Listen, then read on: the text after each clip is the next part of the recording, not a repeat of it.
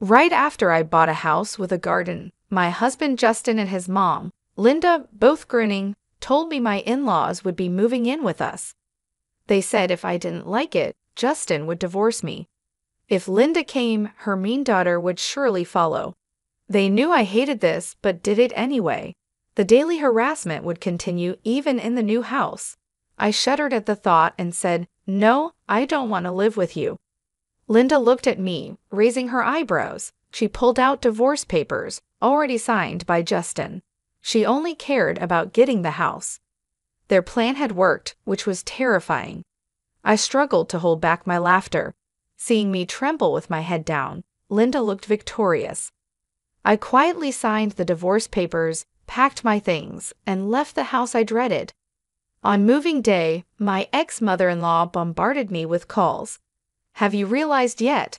she demanded, asking to meet and talk. That was exactly what I wanted. I would meet her and end this myself. I prepared for the final confrontation and headed to face them. My name is Julie. I work at an advertising agency. My husband Larry was introduced to me by Eric, a manager at a newspaper company. I couldn't refuse Eric's offer because I was in a weak position. I was 31 at the time, and after 5 months of dating, I married Larry due to his persistence. I ended up regretting this decision at such an important moment. I think my ex-mother-in-law, Olivia, planned to deceive me from the start. She seemed gentle and kind, but her attitude changed as soon as I married Larry. She dropped the mask of a reasonable older woman and showed her true colors as a cruel mother-in-law. "Hey Julie, what are you doing? I told you to weed the garden after cleaning the dishes." Not a day passed without her shrill voice echoing through the house. I felt exhausted every day. I could barely manage a sigh in response. After the wedding, I agreed to live with my in-laws because Larry insisted. His father had passed away, and Olivia, his mom, had been dealing with a leg injury for years. Larry begged me, saying he couldn't leave his aging mother alone in the old house. But when I got there, I saw Olivia walking around just fine. She said that teaching a daughter-in-law was a mother-in-law's duty and treated me harshly every day. Larry was no help either. Whenever I suggested living separately, he made excuses and avoided the issue. He always did whatever she wanted and never stood up for me when she scolded me. "Yeah, my mom has quite a temper, huh?" he would say. "Stop grinning and help me. This is really hard for me." After getting married, I began to feel intense anxiety and depression. I found myself crying unexpectedly or feeling sick for no reason. After seeing a doctor, I was diagnosed with an adjustment disorder. The thought that every day spent at my in-laws was affecting me badly was truly unpleasant. Despite my feelings, Olivia continued to make unreasonable demands. "Don't be lazy just because it's your day off. Have you finished cleaning the room? You haven't gone shopping yet, have you? Make sure to check the discount stores before you go. Please, Olivia, don't shout at me. I have a headache. I'll do the cleaning and shopping later," I pleaded. "Don't give me that. When you're told to do something, you do it immediately. You're the daughter-in-law, aren't you?" "A daughter-in-law is not a maid," I wanted to retort. Her demands often involved the house itself. Cleaning the gutters, replacing the wallpaper, fixing the splinters in the pillars. The in-laws' house was very old and falling apart. It creaked whenever the wind blew. Each time, she would urge Larry to get a new house. "This place is a rental, you know. We're renting it cheaply from an acquaintance. Just once, I want to live freely in our own home. Don't you think so, Larry?" "I do, but we can't afford it on my salary. A house of our own is just a dream," Larry replied. Olivia grew frustrated with her useless son and took out her frustration on me. "Cook, clean, weed the garden, take me to the hospital." She didn't care that I was exhausted from working full-time. It was no wonder I developed an adjustment disorder. I couldn't help but think that every day. 5 months after moving in with my in-laws, a woman who made my miserable life even worse arrived. Larry's sister Kelly came back after her divorce, bringing her child with her. She said her ex kicked her out, saying he didn't want to see her face anymore. Well, it's my fault really, she admitted. I left my kid alone and slept with my husband's boss. What kind of morals does this woman have? When Kelly saw my shocked face, she smiled a little. Kelly, who looked just like Olivia, acted just like her too. She refused to do any housework and made me clean her room as well. It's only fair, right? I'm raising a child. You wouldn't understand since you haven't given birth, but it's harder than it looks. So thanks in advance for your help, Julie. Kelly didn't work. She lazed around all day. Her care for her child was half-hearted at best. She would lie on the sofa doing nothing. On weekends, her behavior was especially bad. She'd leave her young daughter with me and go to the arcade. Kelly had some bad friends from her wild days, and sometimes started drinking with them in the afternoon. I wished she would at least help with some of the housework, but Kelly did absolutely nothing. She was the type of woman who would do anything to get money for fun. One day, Kelly handed me a drawstring bag.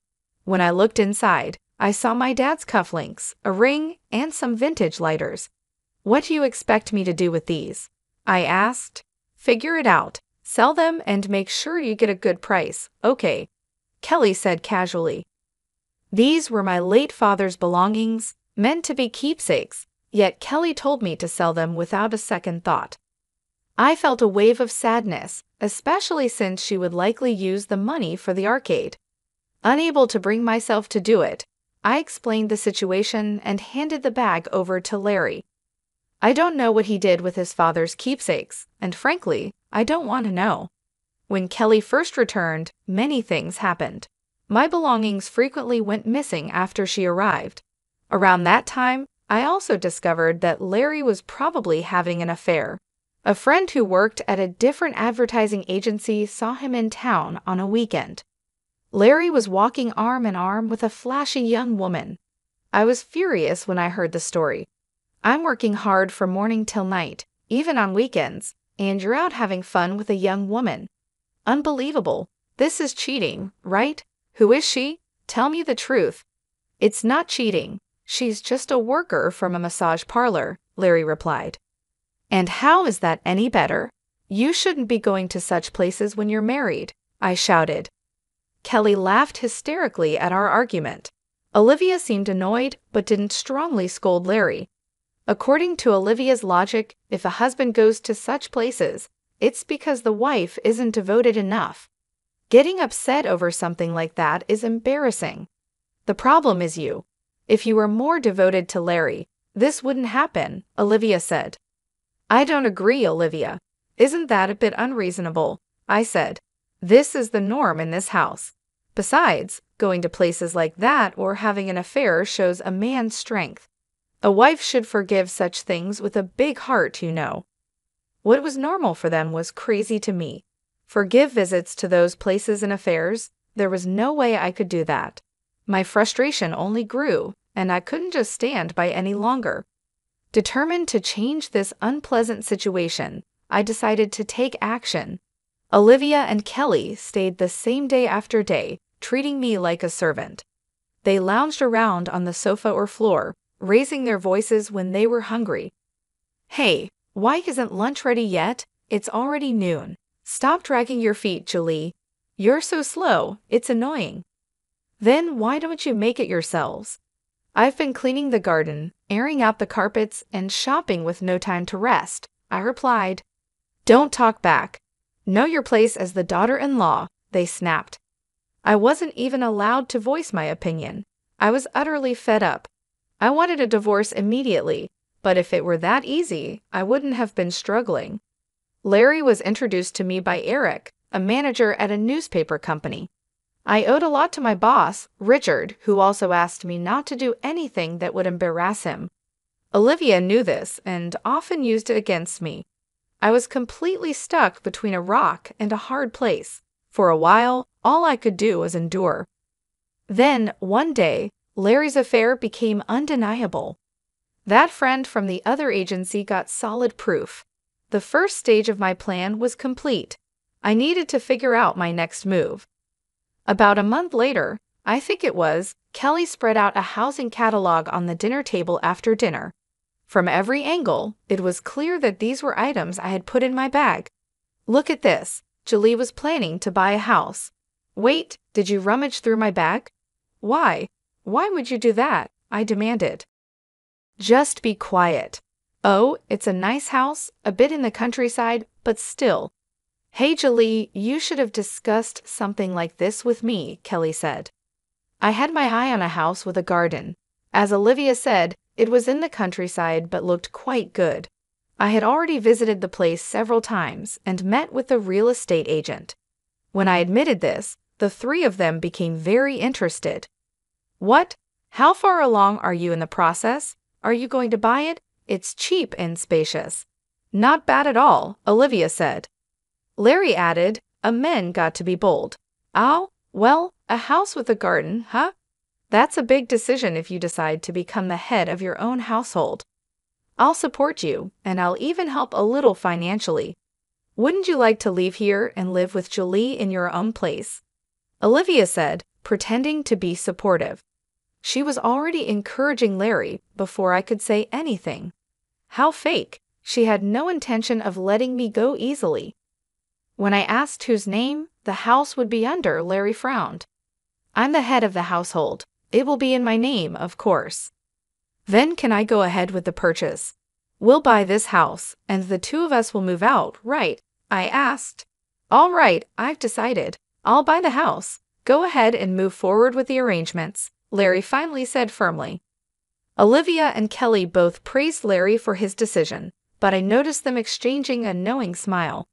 A few days later, just after buying the house with a garden in the countryside as planned, Larry and Olivia, both grinning, made an announcement. They're moving in too, Larry said. What? But you said we live there alone, I exclaimed. After thinking it over, we decided to live together. You're not going to say no, are you? If you refuse, I'll make Larry divorce you. I wonder what your boss Richard would think of that, Olivia said. There it was, a cowardly move. If Olivia came, Kelly would surely follow. I shuddered at the thought of daily harassment continuing even in the new house. No way, I absolutely refuse. I have no intention of living there with you, I said firmly. You don't seem to understand your position, Olivia said, her eyebrows shooting up in anger, her face red, veins bulging at her temples. She pulled out divorce papers from somewhere, and Larry's part was already signed. Her face showed she didn't care about anything as long as she got the house. If you're really going to refuse, then sign here, she said. All right, I will. I'll sign. Let's get divorced. I've had enough, I replied. What? Hey, Julie, are you sure about this? Larry asked. Leave her. A useless woman like this is just going to make you angry. You're young. You'll find a new wife soon enough, Olivia said harshly. I quietly signed the divorce papers. Olivia looked triumphant, but she had no idea how I felt. My plan had worked perfectly, which was terrifying. I struggled to hold back my laughter. A few days after I moved into my new apartment, I started getting a lot of calls from Olivia. Checking my calendar, I realized today was their moving day. She must have figured it out. The phone kept ringing nonstop, typical Olivia. Ignoring the calls didn't help, they kept coming. Finally, I answered due to her persistence. Olivia didn't even say hello, she just started yelling. Julie, how could you do this? What kind of house did you make us buy? Hello, Olivia. Calm down. What are you talking about? I don't understand, I replied. Don't play dumb. This house, you knew it was defective when you bought it, didn't you? Didn't you? She screamed. That's right. The house I chose had problems. The ground was unstable, causing the land to sink. Even a new house could have doors and windows that wouldn't close properly after a few years. There were old mining tunnels nearby that caused these issues. The locals knew about this and built their houses on stable land. Only clueless newcomers fell into this trap. I used this problem-ridden house to trick those three. It was tough to find a reasonably priced defective house, even with the help of a real estate agent. I'd also made sure Kelly would steal the real estate catalog from my bag. I had deliberately left my bag in an easy-to-steal place. They fell right into the trap and moved in. It was hard to keep from laughing when I signed the divorce papers. I wanted to tell them everything, but I couldn't. I played dumb. A defective house? That can't be right. There must be some mistake, I said, feigning innocence. What is with that attitude? So fake, just come over here, Olivia demanded. No, honestly, I don't ever want to see you again, I replied firmly. What? What did you say? She yelled.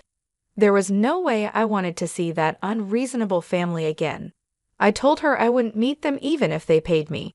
Then Larry took over after she clicked her tongue. Julie, please think about our situation a little, Larry said. I could say the same to you, Larry. Did you ever think about my feelings? No, you didn't. I was always isolated, I retorted. I'm sorry. I'll apologize. Just tell me where you moved to, he pleaded. Why would I tell you that? If you showed up, I'd have to move again. I want to cut all ties with you, I said. The conversation went nowhere. Eventually, Olivia and the others started making even more outrageous claims. They said the divorce was invalid and that we were still family. I had 2 colleagues sign as witnesses and submitted the divorce papers to the city hall. They are valid, and there's no way it's invalid. How unreasonable can they be? Anyway, they kept insisting, just meet with us once, Julie. We need to settle this properly. Olivia and Larry were determined to meet and talk. I knew they would keep calling if I kept refusing. I had no choice but to meet them to put an end to it myself. Fine, I'll meet with you once, I said. Thank you, I owe you one, Larry replied. But I'll choose the time and place, okay? I couldn't risk being ambushed or followed. I needed to stay in control to ensure my safety. After making careful plans, I arranged to meet the 3 of them at a cafe. I arrived at the cafe 15 minutes late.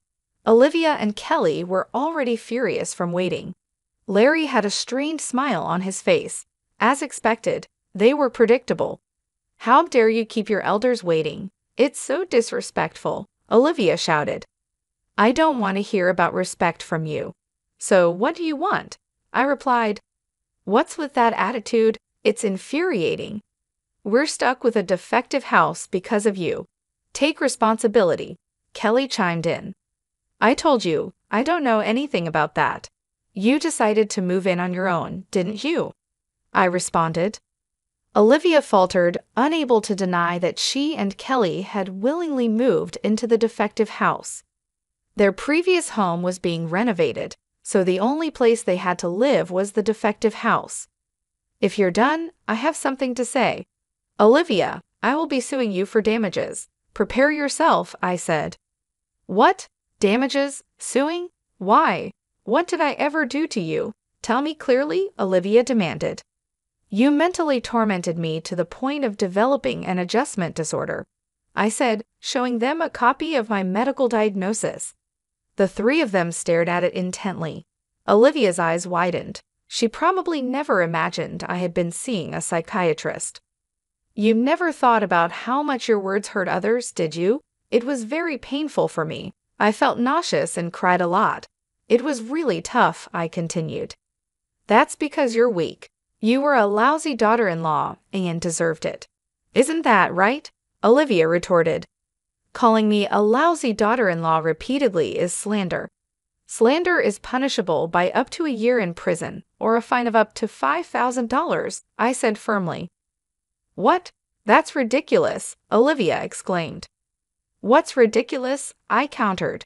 Olivia didn't understand the seriousness of her actions. She had no idea how harmful her behavior was or how much her verbal abuse had hurt me. You also did other things that are punishable by law.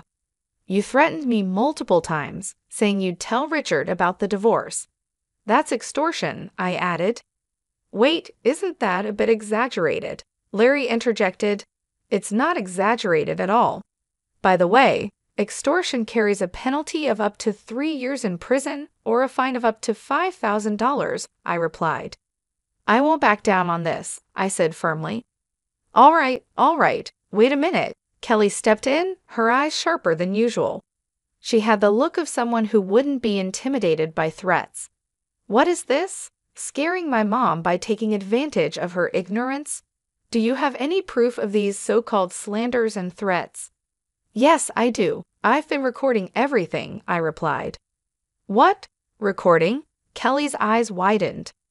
Yes, I'd been recording with my phone's voice memo the entire time I lived at my ex-in-law's house. I have plenty of audio recordings, including data of Olivia's abusive language. Submitting this as evidence would confirm the charges of slander and threats. Did you really think I'd just take it? It's not just Olivia. Kelly, you're also guilty. You'll be held accountable too. What? Why me? What did I do? Kelly's voice rose in panic. Think about it. Haven't you committed any crimes, or are you saying you haven't caused me any trouble? Of course not. Don't be ridiculous. Kelly insisted she was innocent. I showed her the screen on my phone. Kelly's face turned pale. It showed her rummaging through my bag, nervously glancing around while searching the contents. What's that? How did you record this? Because my belongings frequently went missing after you arrived. Makeup, accessories, clothes, bags. I set up a hidden camera. This is awful. How could you do that? You're just a daughter-in-law. Unbelievable. Who's the one overstepping boundary here? Let me inform you about the penalty for theft: up to 12 years in prison or a fine of up to $5,000. I'll be contacting the police, I said firmly. Kelly's mouth opened and closed. She wanted to argue, but she couldn't. She looked completely helpless. I had kept track of all my missing items. Knowing the exact extent of the damages would make it easier for the police and lawyers to act. If I was going to do this, I would do it thoroughly. I was determined not to let these three off the hook. Finally, it was Larry's turn. He shrank back under my glare. If there was anyone I couldn't forgive the most, it was him. I believed a marriage was about mutual support, but Larry, you saw things differently, didn't you? From start to finish, you were always my enemy, weren't you? Enemy? No, I never meant that. Not at all. Please believe me. Even today, I was trying to mediate as much as possible, Larry pleaded. Sure, enough with the lies. I don't need your mediation, I said coldly. Larry was a cowardly man. He always sided with the stronger party. He had always been with Olivia and Kelly. Even now, he was trying to placate me to save himself. If he had been a slightly better man, maybe, but it was too late now. I would have stayed married if he had just said, "Let's move away and live just the two of us." I might have done that. The name of your affair partner, I believe it's Nicole. What? How did you know? Larry stammered. I had a friend investigate. She's good at that. I even have pictures of you and Nicole entering a hotel together. Look, here they are, I said, showing the photos. No, don't show them. Don't show them. Larry tried to stop me from showing the screen. He didn't want his mother and sister to see his affair. But why should it matter? Their morals were already broken. They were all like-minded. I put my phone and the copy of the diagnosis back in my bag. I had shown all the evidence I needed. Olivia, Larry, and Kelly looked defeated and drained of energy. If they did anything wrong, they'd be reported to the police. They seemed scared, but I was fully intending to consult the police regardless of their actions. I believe the police will come by eventually. Don't try to run. It will only make things worse. And make sure you don't follow me. Understood, I warned. Julie, don't be so cold. We were married until recently, remember? Larry pleaded. Yes, and honestly, I think marrying you was a huge mistake. I feel so relieved we're not a couple anymore. If you follow me, I'll press charges. So don't wait outside my office or contact me unless it's absolutely necessary, I said firmly.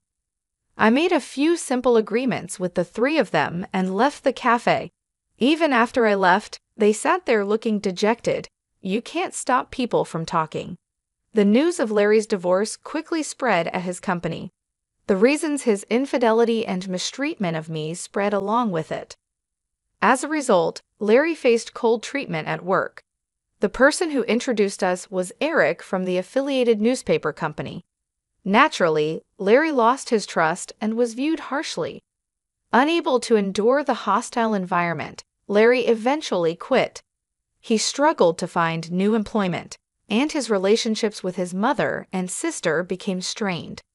About a year after our divorce, Larry reappeared in front of me. He called out to me as I was leaving work, and I turned to see a shabby-looking man standing there. "Larry, I barely recognized you," I said. "I know people say my face has changed lately," Larry said. He looked like he had been through a lot. Olivia and Kelly were convicted and fined, and I had claimed alimony from Larry. They must be struggling financially now. They still had to pay off the mortgage on the defective house, so things were tough. "How are Olivia and Kelly?" I asked. "They're alive, just barely hanging on. They're both working now because they have to, or we wouldn't survive. They always say they want to go back to the old life, relying on my and your income. They haven't changed a bit. They're like parasites," Larry said. Cutting ties with them was definitely the right decision. I thought he might argue, but he didn't. Larry sighed deeply and apologized to me. "I'm really sorry for everything. I deeply regret it. I was a fool. You were right. I should have always been on your side. I must have been out of my mind." "Your whole family has been out of their minds from the start," I replied coldly. "Please, let's live together again. I'll cut ties with them for real this time." "You're the only one for me," he pleaded. "Oh really? Too bad. I'm seeing someone else now." "Even if I wasn't, I'd never take you back," I said firmly. When I said that, Larry collapsed to his knees, but his pitiful act didn't work on me anymore. If I were less well-mannered, I would have spat on him right then. I left him there and went home. He never contacted me again. The real estate agent who helped me told me that Olivia, Larry, and Kelly's lives had fallen apart. They blamed each other for their poverty, which worsened their relationships. Neighbors heard shouting and glass breaking from their house almost every night. They berated and tormented each other but couldn't break free. It was nothing short of hell. They were quite isolated in the community, with no one wanting to interact with them. Eventually, they will likely sell their unsellable house for next to nothing and end up homeless with just their debts. I can clearly imagine the three of them huddled together, cursing each other under the cold sky. One day, I'd like to see their miserable state when they've hit rock bottom. Meanwhile, I'm living a happy life that feels almost unreal. It's all thanks to my new partner, the one I mentioned to Larry. He's a successful salesperson at a big trading company, a mature man with a gentle nature who respects others. He's also divorced, like me. We're planning a small wedding soon. My first marriage was a really bitter experience. Even now, I sometimes tear up when I remember the hardships. But even during those times, I feel warmth and comfort when I lean on him. This is where I belong. I took a long detour, but I finally arrived. That's how I feel. Because of the struggles I've been through, I can now be kinder to others. I want to use my experiences to live a positive and bright life. That's how I feel these days.